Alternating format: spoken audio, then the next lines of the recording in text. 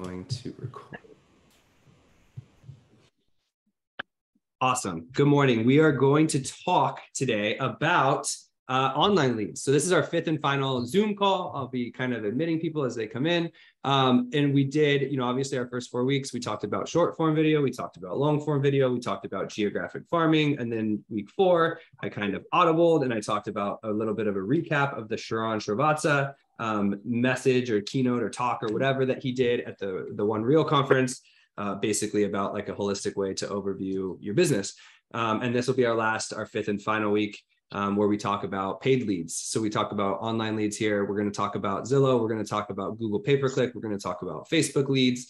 Not only just like specifically like how to generate them and kind of like what the conversion rates on those are, but then also like the systems that you want on the back end to make sure that you convert them and speed to lead and get to them properly. So thanks for jumping on. Afterwards, I will send the recap email out. Obviously, I've sent a few in the meantime. So I've basically created a dedicated YouTube playlist of all 4. Now it'll be 5 of these Zooms, so you can watch these or send them over. It was really more so because people were missing it and asking me if there was any recordings, and I was just sending them over. So I see a couple of new faces here, which is dope. We have Ketan on here as well. He's a lender here in San Diego. If you guys don't know Ketan Del Rosario, I asked him to jump on too, because we've actually in the past done some Facebook ad campaigns together. And I know he knows his stuff. So when I get over to like the Facebook, I mean, obviously anybody can chime in at any time, but when I get over to the Facebook thing, I'm going to ask Ketan a couple questions there because he has some experience. And I know I've worked with him in the past on not only like how to specifically set them up, but some best practices on how to set up the lead ads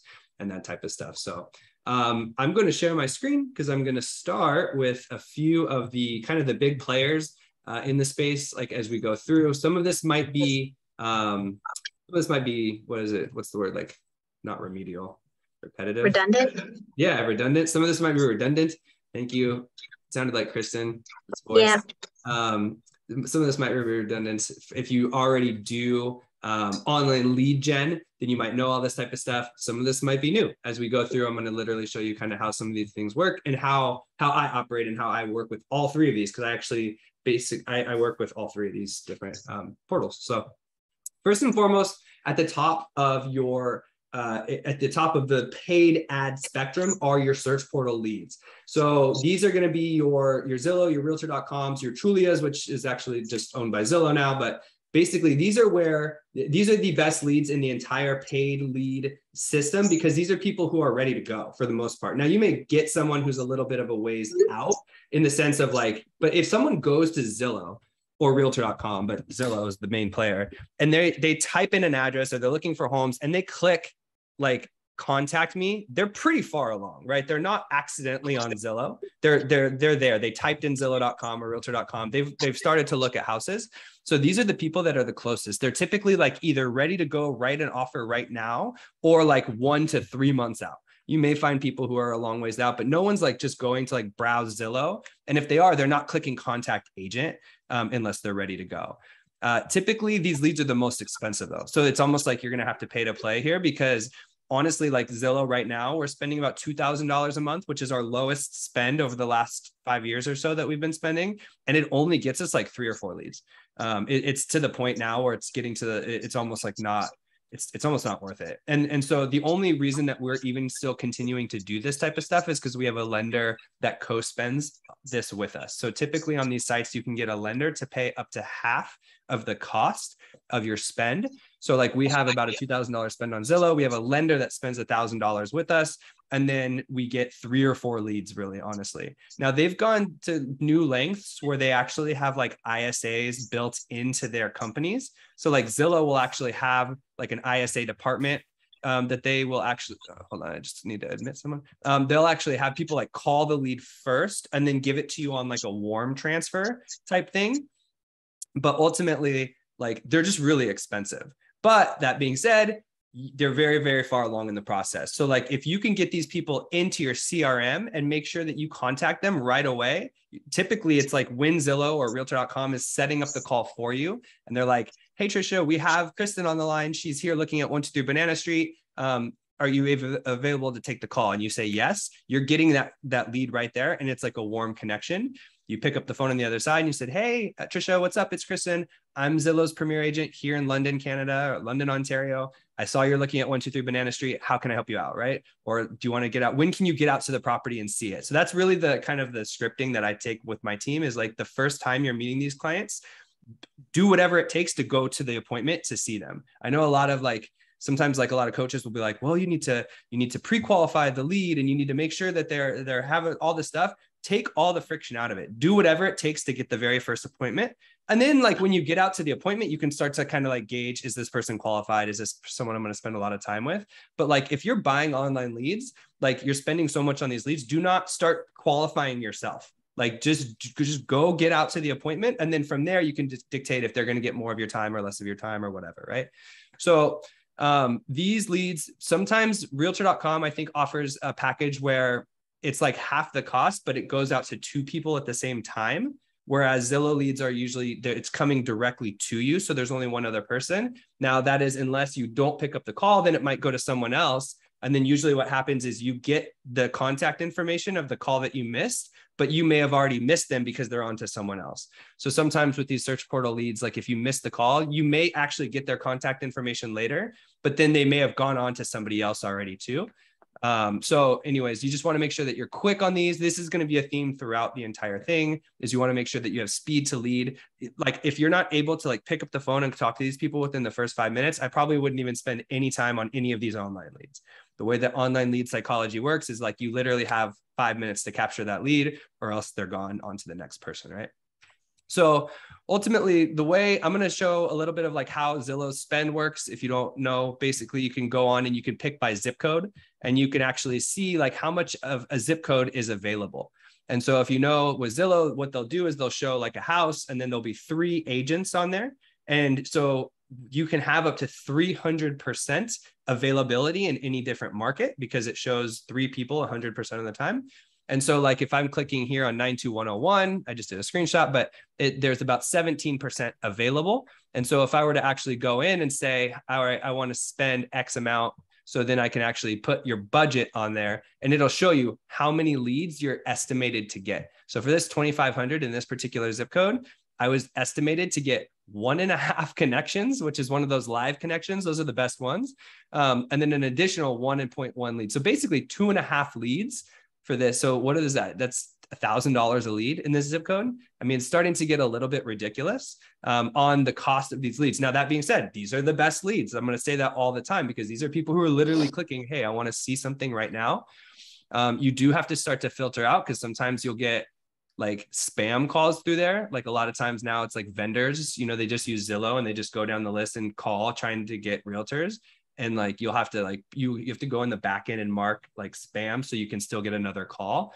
So that kind of sucks. But ultimately, these are the best leads. They're just the most expensive. You do usually pick by zip code, and you can usually see how much is available.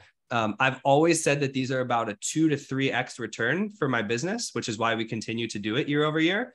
But it's going down. It used to be a 5, then it was a 3. Now it's a 2.5, getting into a 2 range.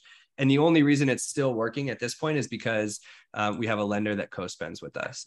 Now, what you'll find as well is that all of these big sites are actually moving into a referral process. So Zillow has moved almost half of their business into what's called Zillow Flex. Realtor.com bought this company called Cassity, which is the same kind of concept. And then there's Homelight, and then there's some others, Upnest, and yada, yada, yada. So these companies basically spend millions of dollars on Google pay-per-click, which you'll see in the next thing, but they spend millions of dollars in attraction to get the leads first. They qualify the leads for you, and then they assign them to you, and you pay a referral fee when the deal closes. So that's almost entirely what Zillow's moving to right now, is the Zillow Flex program. This is the king of all of that. And then, but on a smaller scale, there's Cassity, Homelight, Upnest. Basically, they do all the work for you. They screen, qualify, and then they submit, with a warm call. They'll say, hey, Trisha, this is Kristen. She's our partner in San Diego. Here you go. There's a connection made. And then you go work that client. And then when you close, you pay anywhere from 25 to 40% on a referral fee. Now, I don't mind this process in the sense that whatever. I didn't pay money up front. So if I'm going to get the clients, I'll pay a referral fee. I would do it right now. If Kristen sent me a lead, like a client, I would take it at 25% referral fee, right? Like we all do that all day long. So I don't necessarily mind this. The problem is obviously like on the macro of like the morality of all this is like, if these companies weren't here, these people would be coming straight to us. So it's like, crap, now they're like beating me out at the front end, but they spend millions and millions of dollars in user interface, and I'm not spending that. So ultimately, like our entire goal as basically like real estate agents should be like to beat these companies so that when someone's ready to buy, they come to you directly instead of going through one of these portals first. But like, that's beside the point. That's for a whole nother call. So one of the things that I've been trying to position myself from a team perspective is to get our team onto Zillow Flex, because this Zillow Flex has the ability to literally like change your business if you can get there. Now they do have some kind of like loose rules. I have, a friend who's basically like the Flex coordinator here in San Diego. He's like, it's not like this, but like you have to have like a team of 10, you have to have certain CRM like in place and systems. A lot of times you have to use their CRM or their backend once you're on the platform, because they want to make sure, in essence, what Zillow has said is like, these people call Zillow. And even though we're assigning them to a premier agent at Compass, they're associating the entire process with a Zillow because that's where they came in. So they want oversight on the entire process. So when you're in their Flex program or when you're working with HomeLight or Opcity, you have to update them on like a weekly basis. You have to use their backend CRM with the client, and you have to like call through their app a lot of times to make sure that everything's being tracked. But that being said, Zillow Flex has the ability to give you hundreds and hundreds of leads a month if you have a big enough team, which could fundamentally change your business if you're able to get onto these things. I think Opcity, Upnest, HomeLight, those are all free. You guys could all join those right now and fill out like free profiles. I don't know how many leads you get right out of the gate, but like theoretically you can join all those type of things. I think Upnest, which is, I didn't put on here, but like you actually like compete for the business. So like you can create a free account, and then whoever offers like so you pay a 25% referral fee to Upnest, and then you offer like a 10 or 15% commission credit back to the client. So like you compete for the business kind of, and then the client gets to pick whoever offers them the best thing, or who, you also submit like a video and all this type of stuff. So those are all referral based versions of the search portals though. They're doing all the legwork for you ahead of time. They're either free to sign up or you have to get invited in, but you don't pay until closing. So a lot of times those are really beneficial, because you don't have to pay up front. You can free up that money that you were spending here. Theoretically, if I were to be on Zillow Flex, I just freed up $2,000 a month that I can put back into whatever, marketing, video marketing, all yada, yada, yada. Before I go on to like Google and Facebook, does anybody have any questions about like the search portals or like the experience on those? Or does anybody have any experience that they want to share? Like, is anybody on Zillow Flex? My team and I are on Zillow Flex in the Inland Empire. Oh, no. Or rather, I'm on a team that has Zillow Flex. And how do you feel like that's been? So what I've heard recently is that with the buyer interest rates jumping from 3 to 6%, a lot of the buyer demand has gone down. So the leads have gone down, right? But those are still really good leads when they do come in. They're decent leads, and the flow of phone calls has really decreased in the past 4 months. Yeah. We probably get the phone ringing about 10 times a week right now. Really? Whereas before it was 3 to 10 times a day, like during the peak. That's what I'm hearing too. So one of the things, I've been talking to the Flex operator here in San Diego, and I'm like, hey, I think that would be really beneficial, like to get my team onto there. And he's like, dude, we don't even have the flow to like take care of the teams that we currently have. You know what I mean? Like it was much busier in 2020, 2021. In 2022, the lead flow has gone down so much that even the Flex teams are like either laying off people that they hired in, or like they're not able to feed the agent the same way, So that being said, those are still like relationships you'd want to foster. One thing to note there is that Zillow does about half of their business via Flex and half of their business via market-based pricing, which is what you saw, or that you pay for your zip codes. I would venture to guess, and this is an educated guess, but I'd venture to guess that by next year, they're already beta testing this in certain markets. They've just eliminated market-based pricing and went to 100% Flex.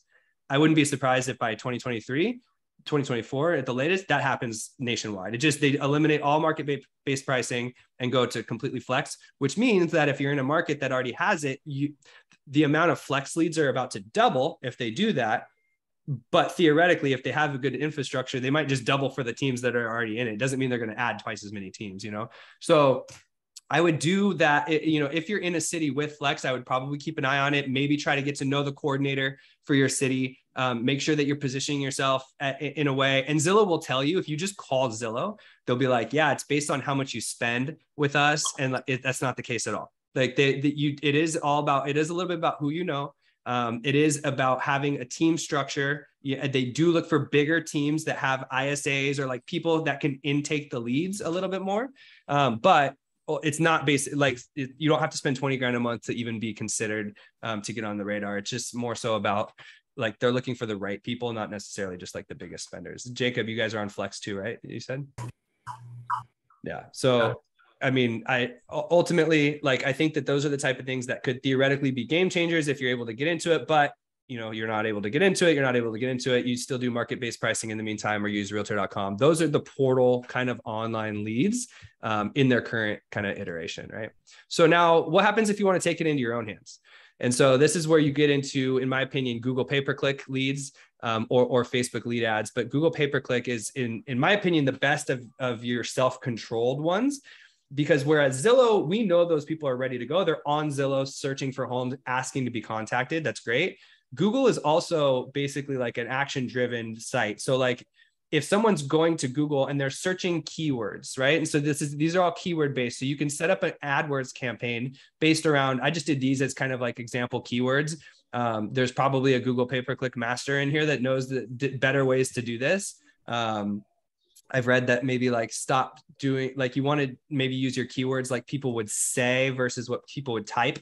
So like if you have keywords around like, I need a house, you may say that, but you wouldn't type that. So like, anyways, there's strategy behind it. But ultimately what you're trying to do is you're trying to capture people who are typing relevant keywords for your city so that your ad pops up on Google as one of these ads. And then on the partner sites, you know, they look different. You may have like a photo ad or a video ad or something like that. But as we know, like when you Google something, you've got a few ads that pop up first above the fold before you get into the actual results. And these you can actually see, I just typed downtown San Diego condos. The third one down is my team's condos there. So what you would want is you would want to make sure you create compelling ads. So you have some sort of a keyword title, you have some sort of like secondary like lines here, which kind of explain what you're looking for. And then you have some sort of like links that go to different spots on your sites. So here with Google pay-per-click, we have these keywords that are targeted. And by the way, okay, so I wanted to talk about this too. They're much, much cheaper. So typically you can get somewhere between $5 and $15 if you have great content and it's a very competition keyword. Maybe it's like $2 to $5 a lead. More so like in any major city, you're probably going to be more like $10 to $15 a lead. But these leads are good too, because someone's typing these things in. You're not just capturing them in the wild. You're actually getting people with some sort of an interest. And so they're really easy to start. You just go to Google. I think it's adwords.google.com. You can set up your own account and you can start to run. And usually they send you like a free $500 trial or something like that. I always get those from Google, but it's really, really tough to master these. And you have to really look at the analytics like every day and see which keywords are performing and put more money there and take money away from there. So what ends up happening if you're any type of if you don't have the time to manage all that, is you hire a professional, like a company, to do those for you. So that is going to be like an added cost to the entire thing, or it might eliminate some people from doing it. Because while it is easy to set up maybe one ad and just throw some money at it, if you're really trying to do it like properly across all platforms, you want video ads, you want image ads, then you need to hire someone. So it could be a little bit more expensive. But basically the concept here is you have 1 to 50 keywords that you think people would be searching for your neighborhood. And then when they search that, your ad pops up in thousands and thousands of times, but you only pay when they click on the ad, right? So you can set up your account so that it's only paid when they click on it. So then right here, I just showed this example, and then they lead to something on probably a landing page on your website, because unlike Zillow, which they give the contact information for you, the Google ad here, when they click that, they don't have to put their contact information in yet. So you need some sort of a lead capture on your site that actually captures the information, because you're not getting that already. So it's putting up a friction kind of gate, which kind of sucks, because you have to put up friction, but you need to capture their information somehow. Otherwise you're paying, but you're not getting this information, right? So this is like a little bit of a flow. We have these keywords right here. We have downtown San Diego condos. Boom, someone searched it. They clicked on this. I clicked on it, which means I cost myself money. And then it comes to this landing page that I have set up for condos in certain areas. And then after they scroll and to look at any of the properties, they have to put in their information, right? So this is a simple kind of Google pay-per-click funnel. These ads are really good. They're not quite as good as Zillow Leads, but they're still kind of like interest-based. They're much, much cheaper, although we work with a company called Curator, which is a marketing company. They run this for us, but we pay them to run it for us. You know what I mean? So like ultimately, like I don't go and set up all these gates, and they're switching every different week. They're switching different copy and all that type of stuff. And then you capture the information. Hopefully that goes into like a CRM. You know, maybe actually this just reminds me, maybe I'll pull up my CRM as we go so I can show you kind of like what a lead comes in and what it should kind of look like. But that's Google pay-per-click. There's kind of different ways you can go about it too, because like Google owns YouTube. You can run like YouTube pre-roll ads, which are similar, but they're going to be like video centric with a call to action on it versus Google. But is anybody else here doing Google pay-per-click by chance? No. I'm just talking to myself. We actually, so Amanda on my team just opened an escrow last week from Google pay-per-click. Christine closed one last month from Google pay-per-click. So they work, they really do. But see, the thing is like, if you're putting Zillow as like a 1 to 3 month, these might be like 1 to 6 months. Like there's going to be people in here that do need like something right away. But there's a few more that are like further along in the process. Maybe they just started kind of like scouring and like getting information. So you have to have like a good CRM and like a good follow-up system to make sure you stay in touch with these. I think Christine's, she closed one last month from Google, but it was like a year where the client was like hot, and then they waited for a second, and then they ended up looking, and then they ended up buying with her. So like there's a whole nother mastermind call there probably about how to follow up with your clients.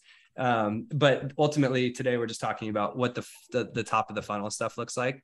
And then what I'll do is let me go through Facebook, and then I'll go back to the CRM real quick and show you how these are set up. So I did see someone raise their hand. I don't know if that meant you were using Google pay-per-click or you had a question.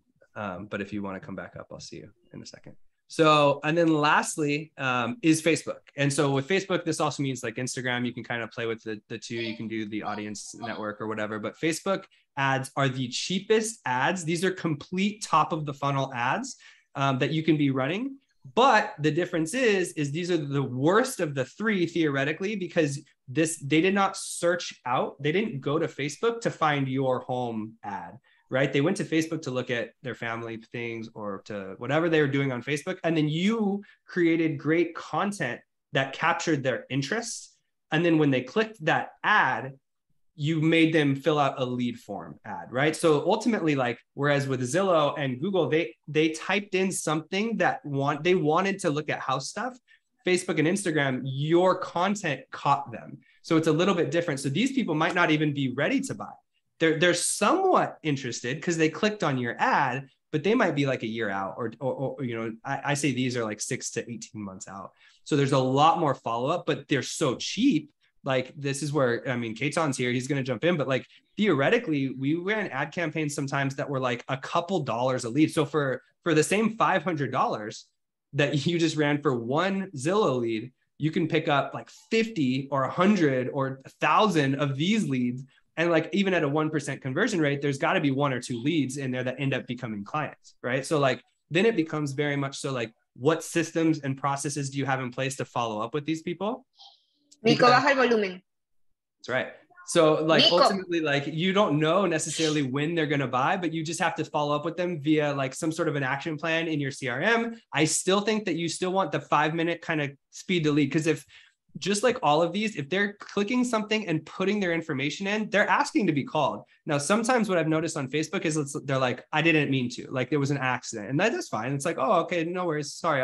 I'll take you off the call list. do you mind if I send you some property listings in the meantime? They might say yes, they might say no, whatever, depending on whatever they say.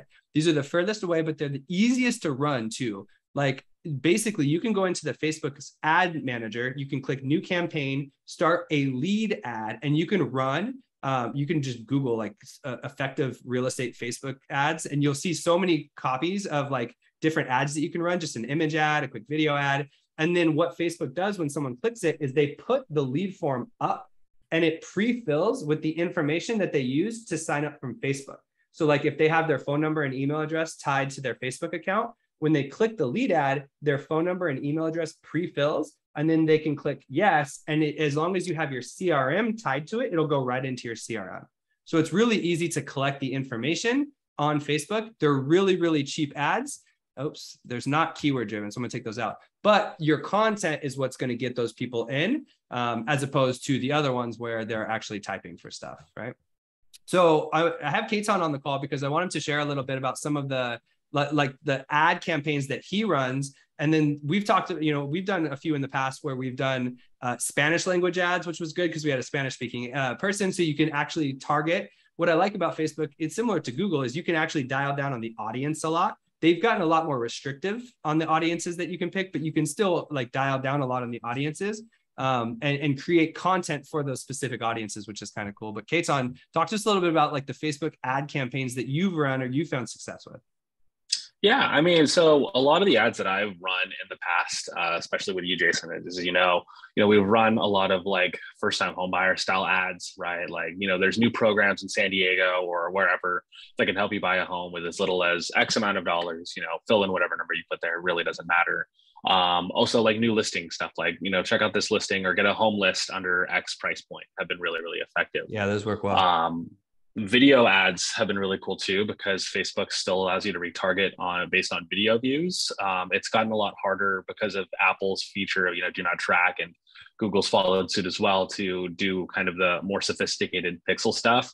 So if you're really, super into running ads, or you have somebody in your back end as an admin who can, really figure this out, I still believe there's a lot of power in the retargeting side of things, especially on video. You target, watched at least 50% of your video, and you start filtering it down and sending them different kind of content based on that. I got trapped in What's a Mortgage? His Min. I got trapped in his campaign. I couldn't get his face off of my feed for like 3 months. Which is a good way to follow up too on the back end of your content too. What Jason said was really important is speed to lead. If you are going to run this level of ad, because the lead flow is going to be so high, you're essentially replicating what sites like Zillow are doing. You're getting their top of funnel. You're doing that for yourself, but you're going to need the systems on the back end. You're going to need automation like Zapier to get it into your CRM. You're going to need, a text message campaign that you can, send that text message within the first, minute after they submit that lead form, and be able to text them there and get them into a phone call. Those have been really, really effective in getting the conversion rates up. I mean, yeah, it's realistically going to be 1 or 2%, but it's going to give you your best chance to, get the ones who are actually ready right away. I reviewed a campaign that I ran for an agent who didn't have those systems in place. I think we generated like 2,000 leads, something ridiculous. Of those 2,000, about 5 or 6 of them ended up actually buying a home. So that was money left on the table, just because they didn't have the systems there. Yeah, definitely. I mean, the cool part is like, yeah, you can actually set up funnels on Facebook, and you can't do that on Zillow or Google specifically, but you can set up funnels where it's like, you're going to run an ad that's top of funnel ad, and you're going to run that to everybody in San Diego, or everybody, some big broad thing that's like the 7 homes in Bay Park under $750,000. And then someone's going to click on that ad because they want to see the 7 homes under San Diego under 700. You take the average in your neighborhood or whatever that is, and you're going to say the 7 best homes under X. And then when they click that, or you shoot a video. Actually, that's actually a really smart thing to do, is you shoot a video and then you run a second ad to anybody who watched 50% of the first video. And the second one might be something more, a little bit more tailored in, right? It might be something more about like the reviews or what's a contingency or what's a down payment or what's a this. It may be more tailored in a little bit more so than top of the funnel. You have a middle of the funnel, and then you can run a third ad to anybody who clicked the second ad. And that might be like schedule an appointment with me, right? Because by then they've already seen 2 of your things. It might be like a lead capture page or a lead ad that's like, hey, are you interested in setting up a coffee? Or hey, like this is the process to buying a house. Click here for more. And it might take to your schedule page of your website. So you can actually set up funnels of people. But the benefit to doing it this way is that your content's still being seen by everybody else. So even if they're not clicking on your ad, they're still like seeing your name and your video and your ads pop up. Even if they're scrolling by it, there's like the tangible, it's almost like sending out postcards. Even if they're throwing it in the trash, they're seeing you for a second before they throw it in the trash. So you're still getting intangible benefit. Whereas like on Zillow and Google, you're not getting that. I mean, maybe someone sees your ad and scrolls by it but like for the most part, they're not seeing the content you're putting out, which is why I like Facebook and Instagram ads just as much, because you get like the branding play along with it. But yeah, exactly that. Yeah. But does anybody else run Facebook ads right now or Instagram ads? Not brand specific, more lead specific, not just like promoting your videos, but like actual lead specific. Richard, you do you find it like successful? Like, is it worth your while? I mean, you're doing it, right? So it's still pretty new, but I'm using Whitley. I don't know if you've heard of Whitley. Is that Grant Wise's thing? Yeah. Yeah. So he has so they have regular Whitley, and then they have what's called Lead Assist, which is they're basically becoming an ISA for you as well. Yeah. So it's in beta right now, and I'm part of the beta group. I've had about 14. I've just been doing it for maybe like 2 weeks now and have about 14 leads from it. But no appointments yet. So, but they say it's probably going to take like 2 or 3 months until you really start to see it pay off. Totally. Yeah. Yeah. I think it might even be longer, but the thing is the cost. Well, I don't know about Whitley or the ISA thing, but the actual cost of the Facebook leads are so cheap that you can run it for 6 months. You know what I mean? And you can actually pick up all the leads into your CRM. And then all those people are getting retargeted. If you have an effective CRM that like scores these people. So like our CRM Chime, every lead that goes into Chime, depending on which actions they take, whether they open your newsletter or they respond to a call or text or look at a property on our website, their score goes up and down. So then when you have to make your 20 calls every day, you can actually just go into your CRM and you can sort by most recent or highest score, and you know the 20 people you should be reaching out to. So it helps. So I used to call Facebook leads as like top of the funnel, like cannon fodder. Like it's just getting as many people as you can into your ecosystem and then allowing your ecosystem to do the rest. You know what I mean?